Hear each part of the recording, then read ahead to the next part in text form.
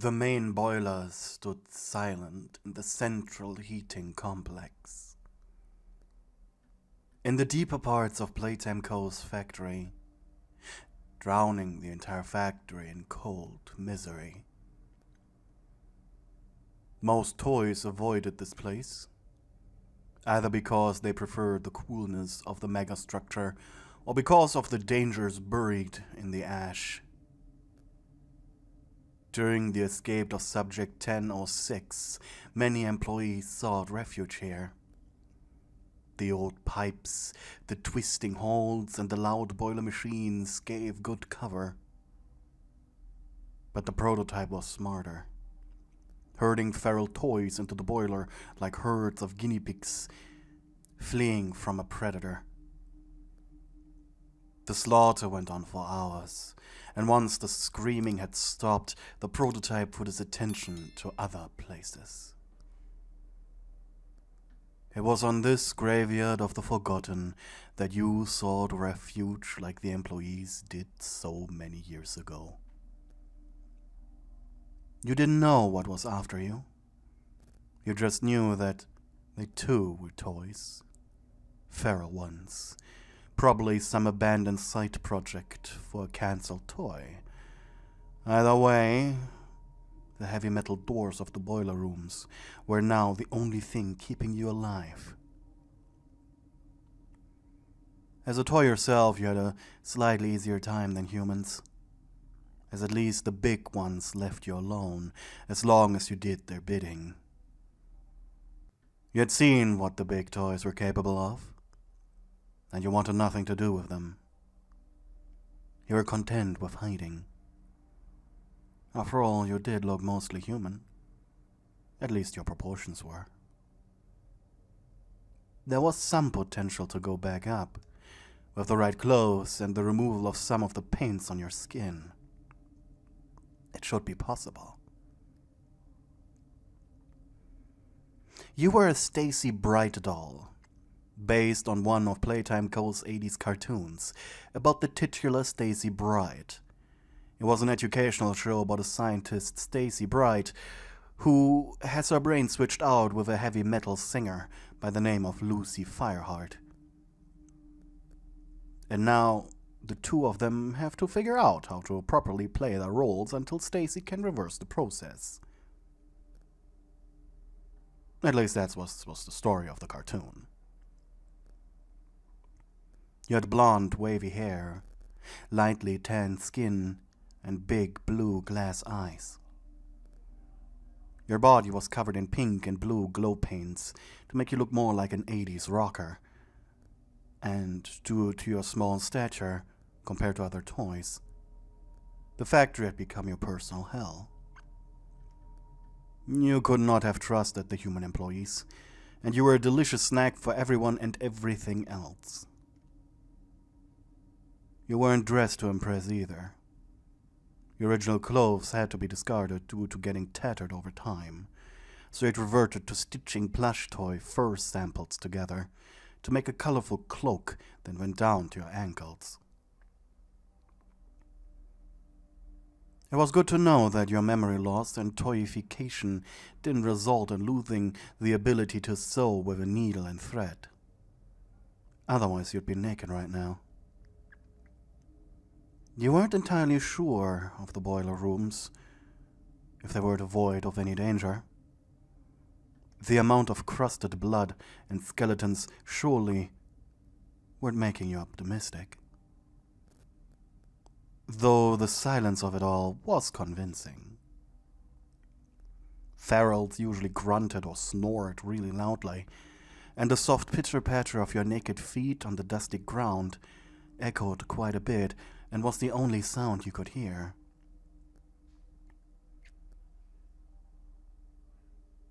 The long, winding, rusted pipes created a maze within this maze.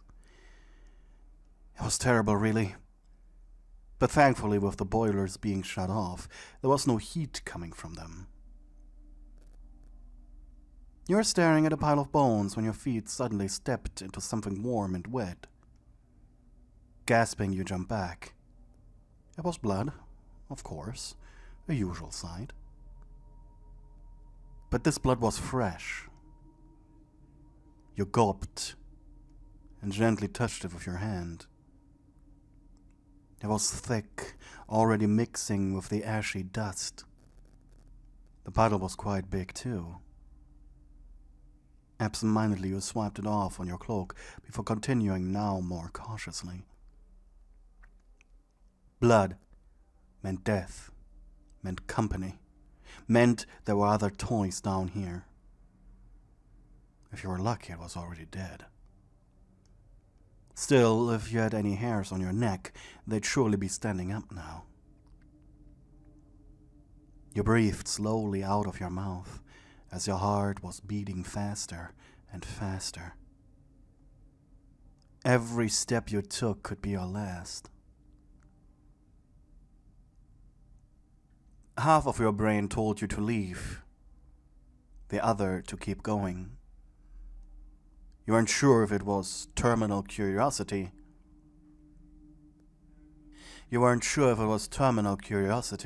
Or the simple wish to have at least one safe place in a factory you could call your own.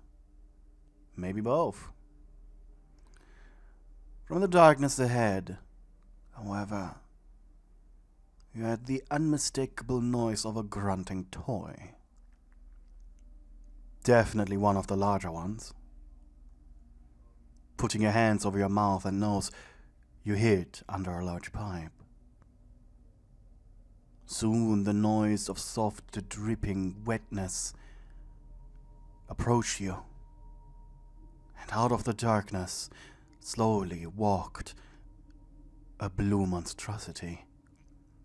A Huggy Wuggy, a tall one, hunched over to fit into the narrow hallways, body covered in wounds, dripping fresh blood from them on the ground. It used one of his arms as additional support as it crouched forward. You could probably take him. He was injured. All you needed was a weapon. Huggy stopped right next to you. Your eyes widened as his hand began to feel under the hiding spot. It was difficult not to scream. His hand rubbed over the pipe, swiped the air, and after a few seconds, stopped in place, his hand on the ground, tapping his fingers, wiggling them, as if he was inviting you. But of course you didn't trust him. You just kept lying there.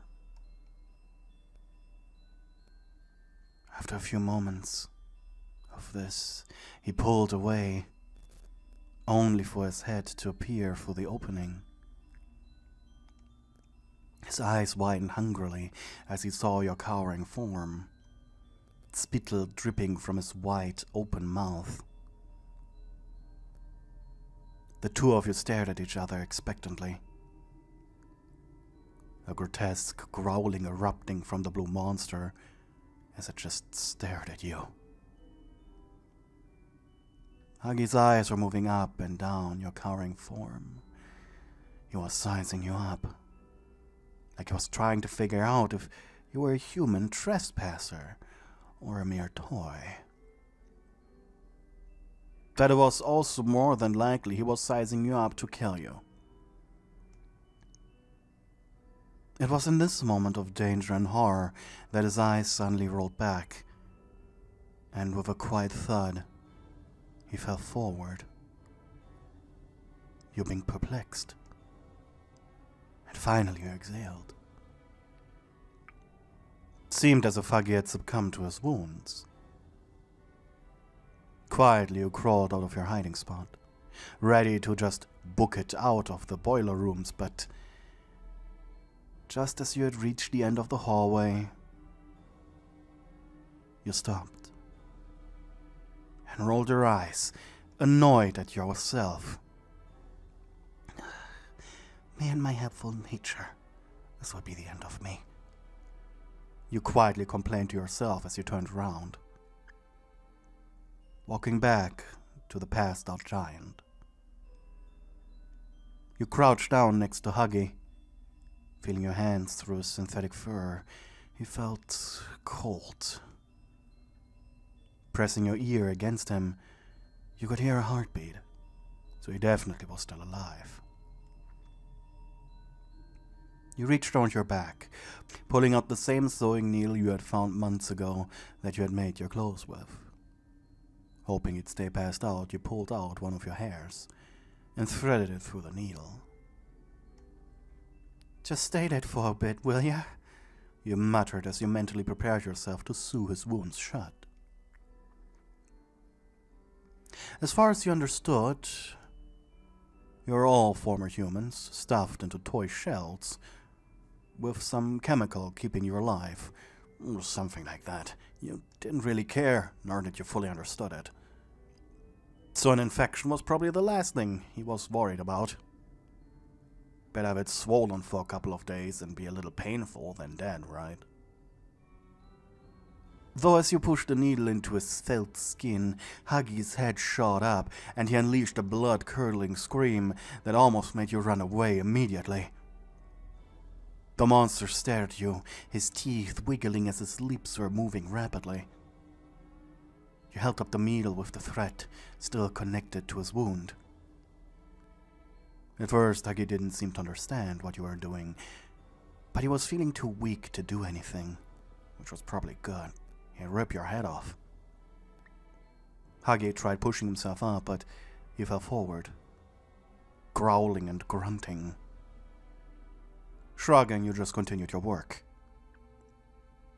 Huggy Wuggy really was a freaking baby, huh? Crying and hissing every time your needle buried into his skin. Slowly but surely, however, you closed his wounds as good as you could with what was available to you. The process took hours, or at least that's what it felt like. Maybe could have finished faster if he wasn't constantly pulling away. But once you were done, you actually were a little proud of yourself. With all your strength, you pulled Huggy up into a sitting position. You took his right arm and held it up right to his face. "See? I was helping you." Huggy blinked, tapping the fingers of his other hand on the floor. He was thinking.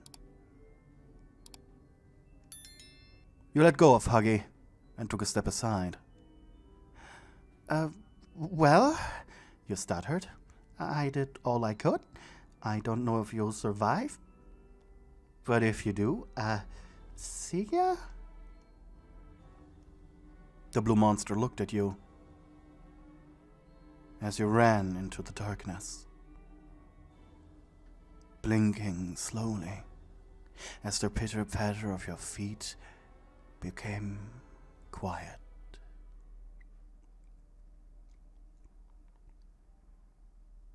It was some time later.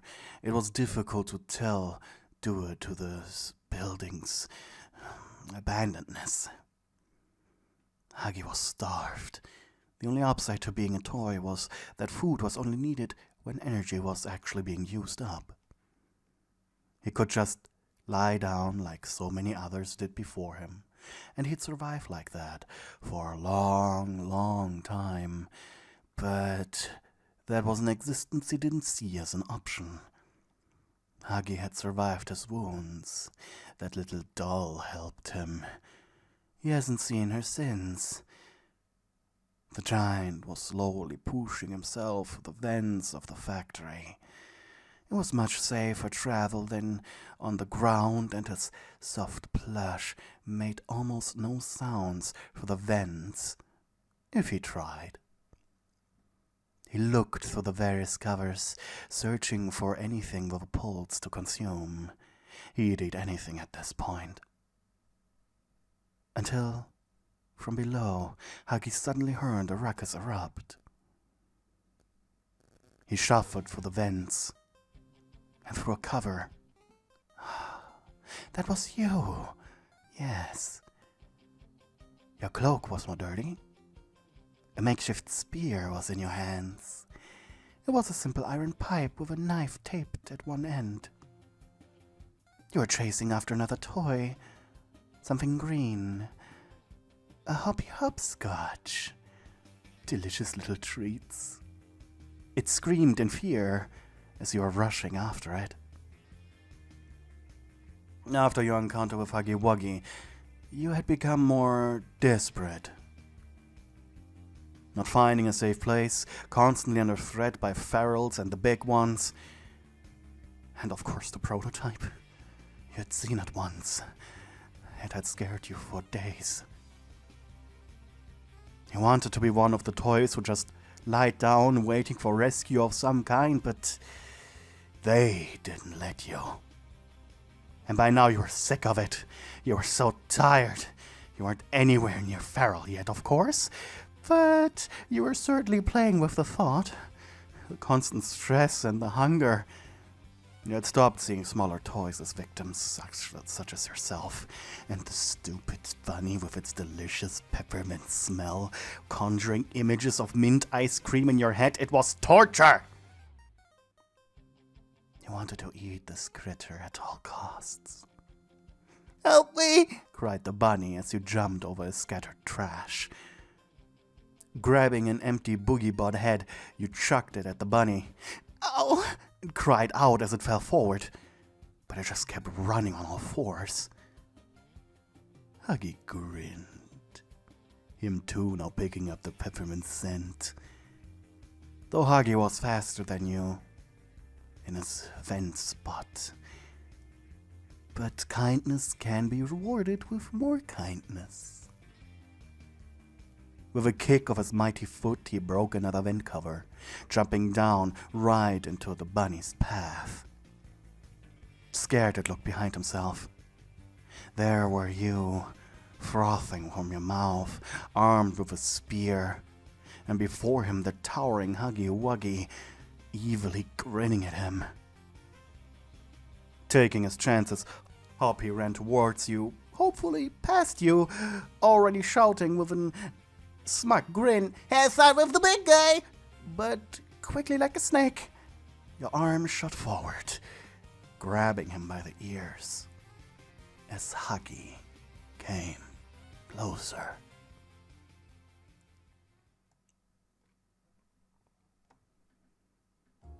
You had decided to share the food.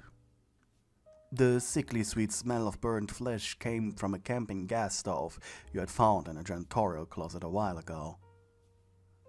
Unlike the mostly feral Huggy Wuggy, who ate his meat raw, you decided to at least cook it over the flame. Of course, you were disgusted by your actions.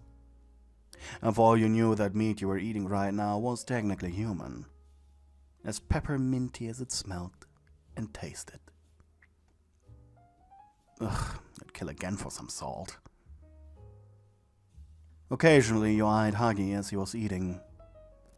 Unsure if one of his bites was devoured, he'd grab you for a second go-around, but as he sat down to chow down on the meat, you felt his hand gently settle on your back.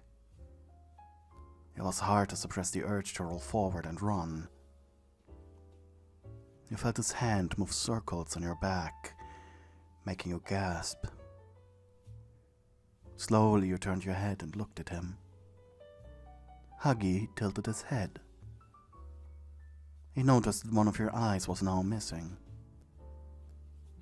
Blinking in a gesture that was meant to be nice, he grabbed a piece of Hoppy's toy fur and wrapped it around your head. The thing was still dripping with blood, but technically was a serviceable eye patch. Not to mention it smelled delicious. You chuckled darkly, taking it off almost immediately. "It's fine, you don't have to," you said. "I don't need it, really."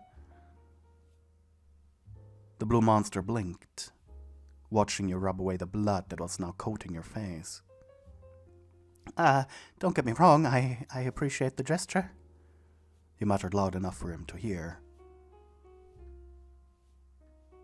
Without warning, Huggy grabbed you by snaking his long noodle arm around your hip. You screamed terrified that you were now being eaten, but he just placed you between his legs, settling them around you. His fur was covered in grime, dirt, and dried viscera, but it was still so soft and you really didn't care anymore. It was a comfort you didn't think possible in this hell.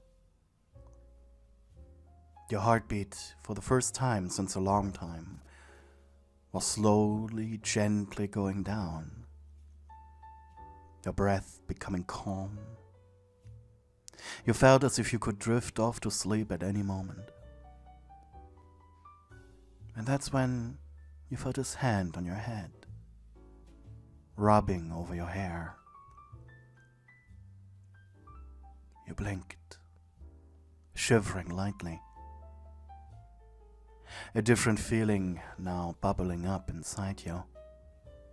A carnal desire that had been neglected for far too long. Cautiously raised an arm, laying your own hand on his, feeling his warmth. It made you coo, pleased, as his fingers combed over your scalp. Meanwhile, his other hand boldly moved over to your thigh, gently rubbing over your plastic skin. His touch is almost seductive. No words needed to be exchanged. Your bodies were doing the talking. You rolled around in his embrace, pressing your chest against his, smirking up at him, before you kissed him on the lips. The synthetic material around his mouth tasted like the peppermint-flavored blood of the rabbit, making you smirk. At least it wasn't too disgusting. You purred like a cat in heat, his large hands moving down your slender frame, gripping your rear with surprising strength, as your own hands pushed into his fur, tugging and pulling, eager to get a reaction out of him. It didn't take long. Huggy made a pleased noise, similar to the cooing of a large pigeon. A noise you didn't think he was capable of. It was charming, really. Either way, you knew he was enjoying the attention you were giving him. He wanted more, which he showed by lifting up your cloak. You're so used to wearing it that you had completely blocked out the fact that under it you were entirely naked. Without fighting him, you allowed Huggy to pull it off. Neatly, he placed it next to himself. Your body shivered, but his warm body was keeping you excited. Huggy grinned as he admired your body, before he lapped out an arm-thick black tongue out of his mouth. It reeked of old meat and rotten salvia, but it was so hot. Your eye rolled back as you surrendered your body to the ecstasy the blue monster was giving you. His tongue wrapping, tickling, and slurping over your body in the best way possible, covering you in his thick, slimy salvia like a chew toy. And a chew toy you'd love to be right now.